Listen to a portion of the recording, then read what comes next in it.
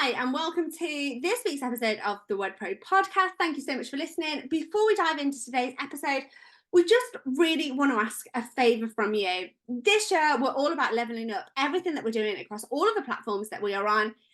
So we've just got a quick favour. Please pause this podcast, come back in a minute and just subscribe as to whatever channel you are watching on, whether that's YouTube, Apple, Spotify. Just click the subscribe button. It allows us to keep bringing you the content that you love and also to reach new people. It's one of the ways that you can help to support our podcast. And we really just want to say thank you so much for supporting our podcast. Now let's get on to the episode. Hello and welcome to our episode of the Web Pro podcast. I'm Katie, she's Roxy. Hello. Hey. And today I have evoked fear and anxiety into Roxy. We've actually got a coaching call in about 40 minutes. I was like, come on, let's jump on a pod. Roxy has got no idea. Literally said, so what is it about? She's like, I'm not going to tell you. Let's just hit record. So who knows? I'm excited. I'm nervous. Just tell me. No idea what we're going to talk about. So we're going to dive in today. We're going to treat Roxy nice and gentle. But what I wanted to do is I wanted to know what makes Roxy tick. So it's been absolutely, she's having a little giggle. It's been absolutely ages since we've done an episode where we really dive into what makes you tick, why you make such a great business person, where does your work ethic come from, where do some of the values that you hold in your business? I love it. Katie, interview Roxy. So I was listening to an episode of the Stephen Bartlett podcast yesterday, and I was listening to one he did a few weeks ago, but it's one that we've been meaning to catch up on, where he's interviewing a CIA agent, and the CIA agent is talking about his experiences in life and why they attributed and contributed to him being such a good CIA agent. Yeah. And I was like, oh my word, this is really interesting. I really want to know what makes us tick. Let's dive into the stuff that, that we carry around with us, experiences we've had in our life, and how that impacts us now. Exactly that. Yeah, I love it. Yeah, and have a little look at, how it impacts us, whether that's showing up in our business, good, bad, the ugly. We are here for it. So didn't want to tell you because I didn't want you to think too much about it. Yeah, a nice little general chat. It's nice for our podcast listeners to really get to know us as well, especially the ones that have worked with us for a little while. It's just nice for them to know. We don't tend to really dive into I mean, way back when, like episode 0, we went into our story there, but that's like 300 episodes ago. Exactly, but since then, that's it. Yeah, let's do this. I'm in.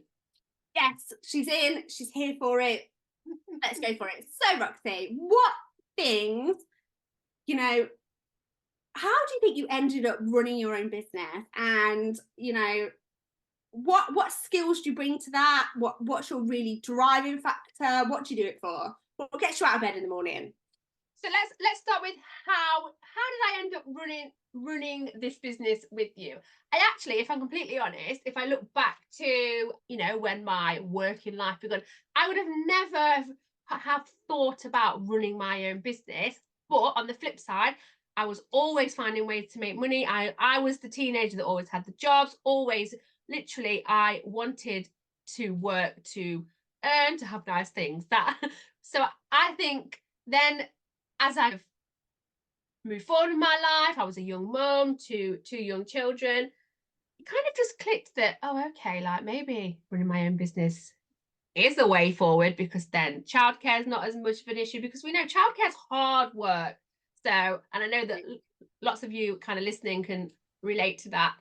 So that's probably where it came from. And what makes me tick, what gets me out of bed in the morning, is helping people. I've always been the person that wants to see everybody succeed. Anything I can do to help anyone get to where they want to be, even in my personal life, and that's actually was probably at my detriment, because people like my family saw me as like the yes person. Oh, Roxy will help, Roxy will do this for me, Roxy will do that. But that's definitely what makes me tick, is seeing people succeed. And I love it. It literally gives me the biggest buzz. I love that answer, but I think we're going to dive a little bit deeper into that and pick this apart a little bit. I mean, I've worked with you and known you now for pretty much most of your career, I would say. Yeah. Like, I suppose before you joined the wedding industry, you had what would be considered as jobs, really, rather than a career. Yes, So definitely. really, I've known you since kind of your career began, and have we've worked together for the best part of sort of 8 years now. Yeah. 8. I was trying to think about how old the youngest babies. And really, what I noticed when you came to work with me, we were both on the same page. So prior to me having the bridal shop, I dabbled with running the business from home for a little while. Then I had the bridal shop, then Roxy came to work, and I was very much teeth in the game, wanted to make it work, wanted to earn my own money, had been a stay-at-home mum for a few years. You'd been in the same position where we'd both been, and we wanted to grab the opportunity with both hands, didn't we? And you were, I would say it took you a little while to get into it, not too long. When we say a little while to get into it, I'm saying it was weeks rather than months or years. But once you kind of figured, oh, okay, this could lead somewhere. It's not just going to be a Saturday job for me. It's not just going to be a few hours of, a little bit of cash for me. It's not going to be like another job. It potentially has got the potential to turn into a career here. I think what I kind of saw with you was a real determination to get your head down and to make it work. And I think I always remember, and I think the point when I realised this isn't just a job, this could be, a career for me, was when you said to me, where do you want to be like this time next year? And that just, I don't know, that switched something. And also, I saw like a fire in you, like you honestly, you did inspire me so much, because I thought, geez, like, look at her go. I was like, this girl has got it going on. And I thought, well, if you can do that, and we were in, similar situations, young children, I thought, what is actually stopping me? And what was stopping me was me. I was in control of what I could do. So I just was like, right, I'm lighting my own fire. And that is thanks to you. Thank you. I lit the match, but it was there already. And I think that motivating factor came from me was that period where I suppose I was a little bit coasting. So if I take my story journey back a little bit, I am hugely academic. In my household, in my growing up, failure wasn't really an option. I think a little bit that's how my family maybe showed love. We weren't really a loving, cuddly, love you. I mean, even this morning I had like a little cuddle with my daughter before she got out of bed. She was like, give me a hug, mummy. It was not like that in my house growing up at all. But really what was rewarded was good grades, intelligence, cracking on, working hard, getting a good job, getting a good career, that sort of thing. I was very studious, grade A student, not across the board. Some things were difficult, but I really worked hard to get, the grades that I got. And then I had this period in the middle where went to university, absolutely hated it, got some freedom for the first time in my life and didn't know really what to do with it. I grew up in a really strict household. So moved away from home, had own control. And by a strict household, grew up with a very, very controlling father who would, control how much money all of us spent, not just my mum, but as children, what we spent our money on, what we wore, what jewelry, how much jewelry we could wear. It was just controlled. There was no privacy, there was no anything. So then I went to university and I was like, oh my God, all this freedom, I can do whatever I want. And I suppose that really took me off the track of like head down. It would anybody. Let's be honest. If you've had that, like, you've been contained, and then off you go. Oh my gosh. Yeah. And then it was, I think as well, maybe it was my way of rebelling, because the academic, the studying, the grades was everything.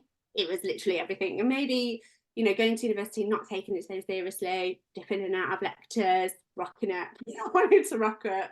And I just really discovered it wasn't really for me.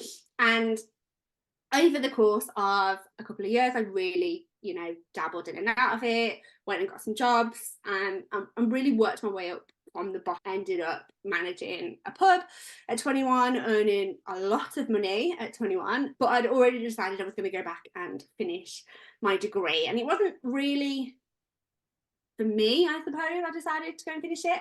I just hit a point at about 20 where I was like, okay, what am I doing? What am I doing? At least if I have a degree, some doors might open for me. Yeah. Because I thought, right, I'm going to go back and finish my degree. But then what happened was, I think it was like 22, 23, fell pregnant with my son and decided that, you know, having a young baby at home, having a partner who was the teacher at the time, wasn't going to really work with me finishing my degree, and that I would go back and finish it in the future. So I left. And then before I started the bridal shop, I probably had 4 years of not working.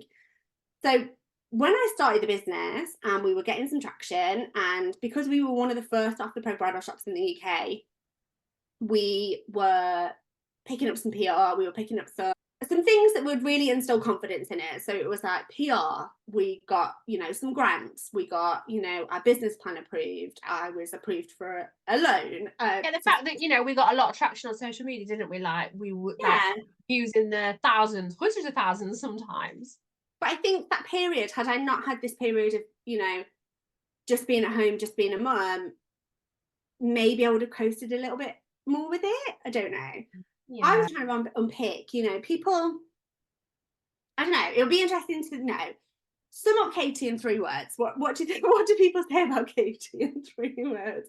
Because I was trying to unpick, why am I like that? Yeah. So what I know of you is you are motivated, like to the point of you, like whatever it takes, shit getting done. Like, and I love that in you. Almost obsession. Yeah.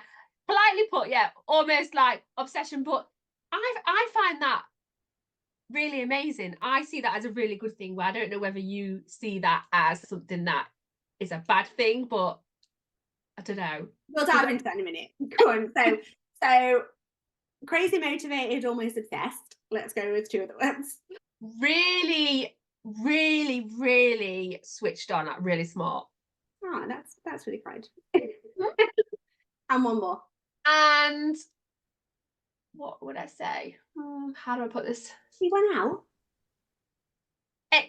You are the person that will help anybody. Like you, I always know if I have anything going on, I turn to you. You know the answers. I've got like a Google encyclopedia. Exactly. Yeah.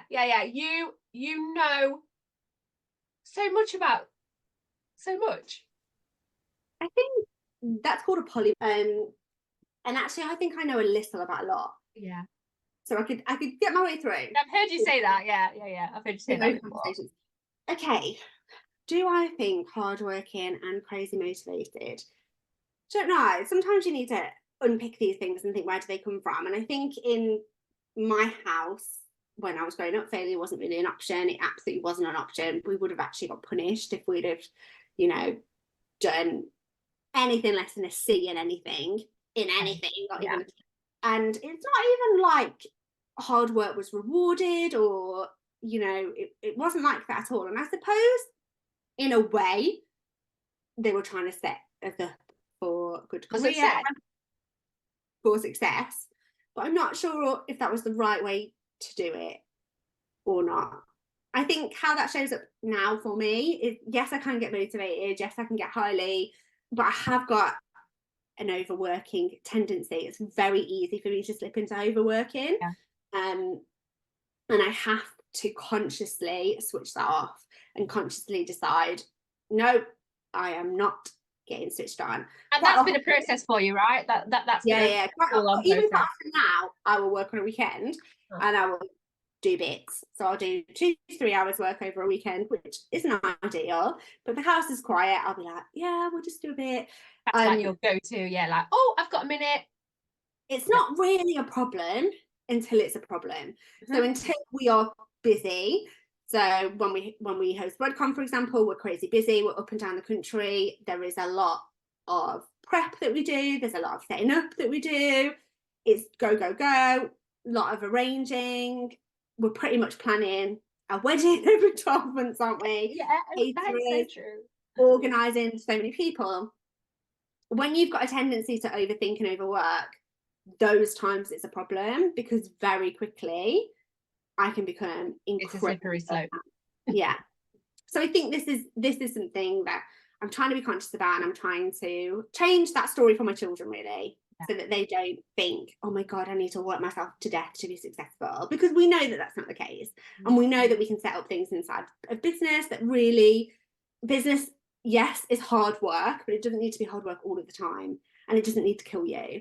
And I really want that balance between family, home, being present, and having it successful. And and and I think one of the things is as well, I'm quite crazy feminist, like not to the point of, oh my God, I'm going to stand and burn my bra, but I think the system is a little bit rigged against women. I feel the same. And the culture that I had in the bridal shop was, we're going to give young women opportunities, young women that have had children young, or that have found themselves out of education or found themselves out of work for whatever reason, really struggle to get back into, really struggle to make a career or, you know, a salary that matches their partner. And we're going to really push these women to be the best that they can be. And yes, I love it when anyone succeeds, but I'm a little bit like, yes, when it's a girl and a woman doing it. So, okay, how would I sum up you? And then we can dive into those things. Let's have a little think. You're very list focused, and I know that's not really a word, but you're very methodical, whereas I can be a little bit like, I wouldn't say I'm scatty, because I'm not scatty, but I hardly ever work to a list. Like, it's all in my brain, and stuff does get done. It gets done. Oh yeah, like loads of shit gets done, but you can do a little bit over here, then go over there, then go back to that. You're really like that, methodical, and I think that's really like yin yang with us, because it really like balances me out, and that's really good. What would I say the other two? You question yourself more than you should and need to. You are smart, you're good at what you do, and you do sit and question yourself. And this has been something that probably over the last 12 months you're getting much better at. You'll jump in and be like, I've got the answer for that, or try it this way. I do notice that in myself, like things come a lot easier to me now, and I don't know whether that is just more of a confidence thing, but yeah, I also know why I'm like that. So yeah, and I think like you said, whether it is a confidence thing, but I don't think you're worried to fail anymore. No. Whereas a couple of years ago, and we'll dive into that a little bit more, I do think you had that I'm worried to fail attitude. And we all have it. Like, it's not a bad thing. I mean, I've gone through huge periods of my life, and even almost never started my business, never went self-employed, never started the bridal business. That wouldn't have led to what I do now. I wouldn't have led to, you know, where I am and how I've ended up in my life here right now, from a fear of failure, without even trying, without even knowing. And the third one as well, I mean, this isn't really business, but you're a great friend. You're great to talk to. We have such a giggle. We have such a laugh. Granted, we had a lot more giggles when we had the shop, and we were just around a lot. You know, there was a lot of balance between work and play in that shop, wasn't there? Yeah, there was. It was great. I loved our little like community that we had. I loved it. Yeah, but we still have oh, we do. You guys out there, if you could only know what we get up to. But yeah, good friend. You absolutely balance me out in terms of go Katie mode a little bit, the list writing and methodicalness of you. Let's dive into that. I wrote these down again, like there you go, there's my list. I wrote them down, and it's because I've not always really thought that I had dyslexia, but I've always been a terrible speller. It used to be the bane of my life when I used to do social media posts in the bridal shop. Actually, it used to take me so long. I used to get really frustrated about it. So I definitely have dyslexia. It runs in my family. My mum is severely dyslexic, and she has dyscalculia as well. So maybe I have that as well. But so writing lists and doing things methodically make sure that I am not missing anything, because if I do a little bit over here, then I go over there and do something, it scatters my brain. I can't do it. So I just write lists, and I'm very good at one thing one time. Yeah. But what I have struggled with in the past though with that is, what's the most important thing to do right now compared to something else that I'm much better at doing the things that need to get done now, the things that are going to make us money. They top of the list now. But yeah, I do love a list. I've got notebooks everywhere. Yeah, I like to write scatty notes, but my notes are much more scatty. Aren't they? I just doodle a lot, whereas you're like number one, Yeah. number And two. I do find it difficult to take information in. And I have noticed this, the more we work with coaches, like when we've got like 2-3 coaches, I do find that, and I think it is a dyslexic thing, and maybe others can relate as well, that I would say it takes me 4 times longer to take information in. I literally have to listen, write it, listen again, write it. Like when we're on our coaching calls with our coaches, you're very good at like listening, taking notes at the same time. I can either listen or I'm taking a note. And when I'm writing, the ears switch off, which is very interesting because I haven't never really, apart from this year, like noticed these things. But it's not until you stop and you actually like look at yourself and you go, oh, okay, that's why I do that. But yeah. So that's why I write lists. So you say that I question myself more than I should, and why that. Let's just dive into that. What you said there about being dyslexic. So what we know about dyslexia now and dyscalculia, they are on like the neurodiverse spectrum, right? So when you have dyslexia, your brain works in a different way, and also you're left-handed. Yeah. So left-handed means your right-hand side of your brain is more dominant than your left-hand side of the brain. So I think this is just, and this is what we love to see, because we've both got children on the neurodiverse spectrum, we've both got children with additional needs.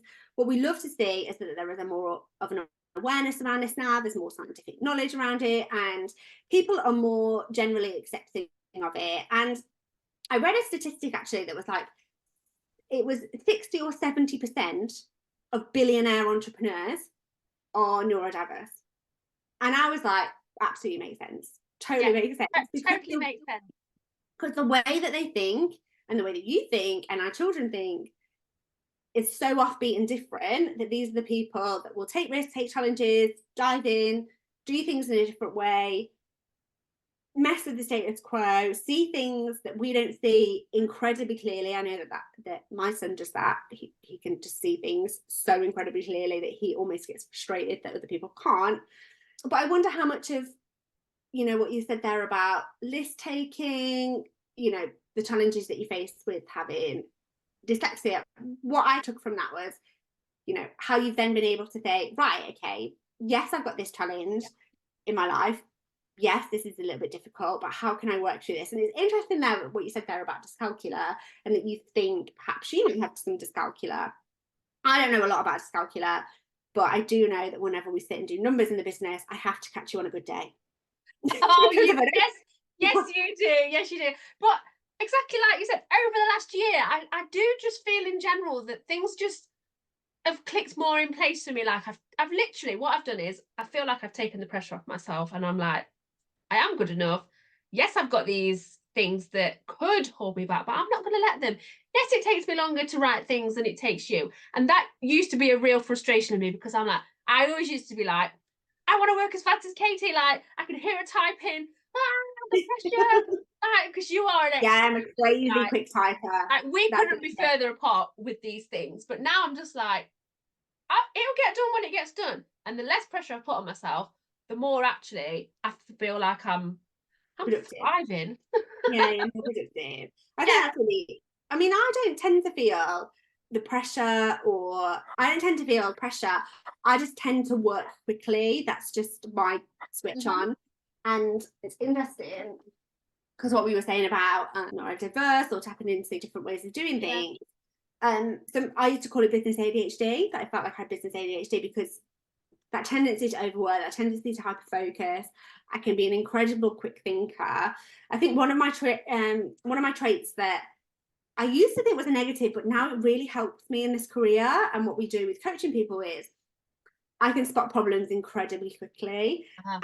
And that can sound quite negative, can't it? So that when we're discussing an idea or we're discussing a project or where we're going to move the business forward, it can be quite negative to be the person that's like, what about this? What about that? This could go wrong. Oh, I see that as a massive plus. Like I know that when we're planning anything, I'm like, Kate's going to be able to, it's not that like I leave you to do it all, but I know that there are things that you'll pick up that I won't pick up. And I'm like, I'm so yeah, and vice versa. And I think that's what really helps me now with the coaching. We can go into people's businesses and we can because quite often people will come to us thinking that it's this that's not getting them to where they need to be in their business, or it's this that's not, you know, not working for them. And quite often it isn't that, and we need to peel away the layers and have a look at other things. And you know, that trait really just helped me absolutely now to be able to come into someone's business and be able to run a diagnostic, have a chat with somebody, and within 30 minutes we've got a plan to move forward, we know what the problems are, and we can, once we've done that diagnostic, we can then look at like, okay, how do we improve this, how do we make this better? Right, quickly before we wrap up, because we've got to hop onto our call with our lovely coaching student. Talk to me about the other ones. So you said I question myself more than I should, like I'm worried to fail. You know what that is? Honestly, it used to be, it's not now because I would never do this anyway, but I always used to be worried like that I'm not bringing enough to the table. No, like, not at all. Literally, it used to, that's probably half where my anxiety comes from, because I think it stems back way back when, like when I was growing up, didn't have the best like upbringing. I had alcoholic, abusive father, so I had zero confidence, couldn't even string a sentence together. And now for me to be running a successful global business, like my brain struggled with, oh my life, like you've got a lot of people to be showing up for, Roxy. But now, yeah, it's not an issue now. I don't know. Yeah. No, I think as well, I don't know, it's difficult to put yourself out there with that, you know, there is always that chance that things are not going to work out. Yeah. And also, you know, I suppose when you're breaking the mold, and you're the first person in your family to go self-employed, aren't you? I am, yeah. And when you're breaking that mold, there always is the pressure of what do other people think of me?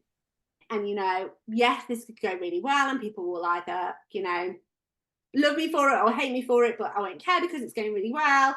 Or, you know, this may not go so well. And then people are going to be like, well, I told you so.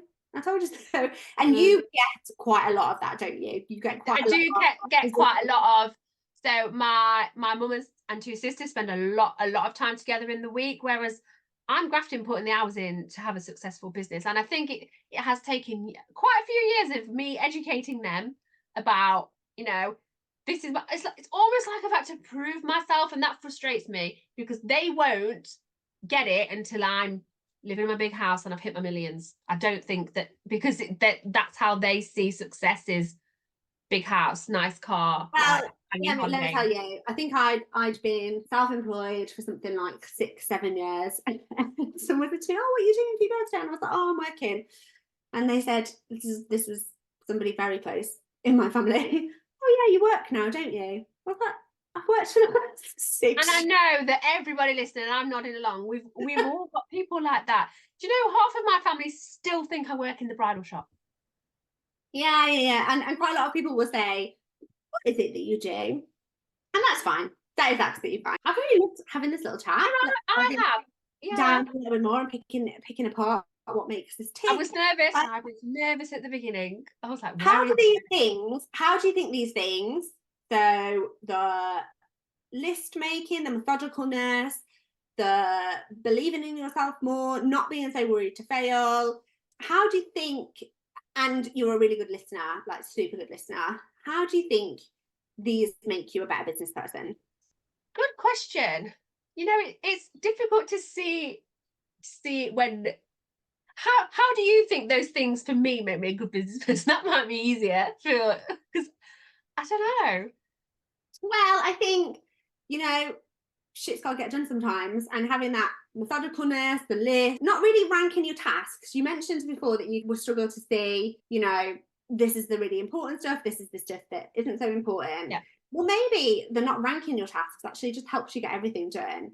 And some people potentially will ignore some of the more difficult stuff, or the things that are a little bit more challenging to do or take a little bit longer. Whereas if you're not really putting any weight on any one of those tasks, that's very true.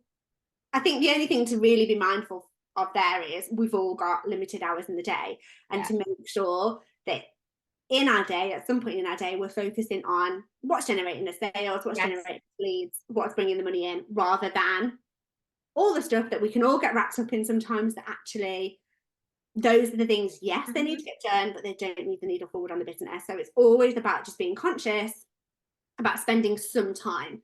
And I know that you do that really well, but just for people who may not. So the number two thing that you said about me, and how that comes from, you know, being on a journey of low confidence and then really putting the work in for myself. I think that is really great for me in this business, because I can see that in other people straight away. I'm like, look, you might be here now, but there is literally nothing stopping you. And I'm very good at, like, you know, what's the word I'm looking for here? I'm very good at seeing the potential and helping people realize that you literally honestly can be wherever you want to be. If you are willing to show up, put the hours in, you can go wherever you want. You can do whatever you want. I think what's been quite nice about doing this podcast, I don't know what other people think about it, and I don't, to an extent, and I'm going to say something quite controversial now. You don't want to know. I don't really care. Like, I think some people can think, oh, well, it's okay for her because, you know, this is going on or that's going on, or it's okay for them because they've got each other. And actually, we've started this business from absolute scratch.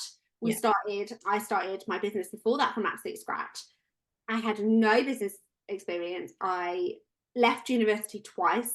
Like, I'm a university twice. I went to college for one day, and because of my low confidence, I never went back. You know, going back before then, we've both had challenging upbringings. I was taken into care and adopted. So, and I think some of those things absolutely show up for me in business, how motivated I am, how driven I am, how, you know, I don't want the typical story of, you know, how life can go. Don't want that story. And also, I think, and this is, we're very conscious parenters, and we're also quite conscious business owners, I would say. So I think because we're into personal development, maybe because we've had challenging upbringings or not, but I think actually it's more that our children require a little bit more extra help and a little bit more tailored help. And those skills absolutely cross over into yes, yeah. Explain things in multiple different ways. We're able to tap into different languages, different ways to explain things to people. You know, we're quite adept to having to explain things in 4 or 5 different ways, not getting frustrated, keeping calm, all of these things. But in terms of, we want to really make the decision to change the story. So change the story about what is a successful business person. You know, why is it that women can't have successful businesses and be around for their family? Why, like, do we need our children to have the same hang-ups that we've had in life? Like, and I think we are naturally, and we see this with the businesses that we work with, the people that question things and you know, put in the effort, want to learn, are lifelong learners, whether they love to learn or don't love to learn, it's just natural to them, and it comes naturally to them, and they're willing to try, and they're willing to try new things, put themselves out there, not be scared of things. And then on the other hand, we sometimes see the people that just aren't willing to take a chance, and they think they know what they know, and they're not, you know, they're too scared to operate outside the lines. And the businesses that we spoke about first are the ones that get there much faster. And I definitely think, whether it's been the experiences we've had in life, the children that we've got, the people that surround us, or just that we were just naturally wired this way, that we are definitely like those people that just want to be like, do you know what, we're going to try this. If it doesn't work, we'll have learned something, then we're going to try that.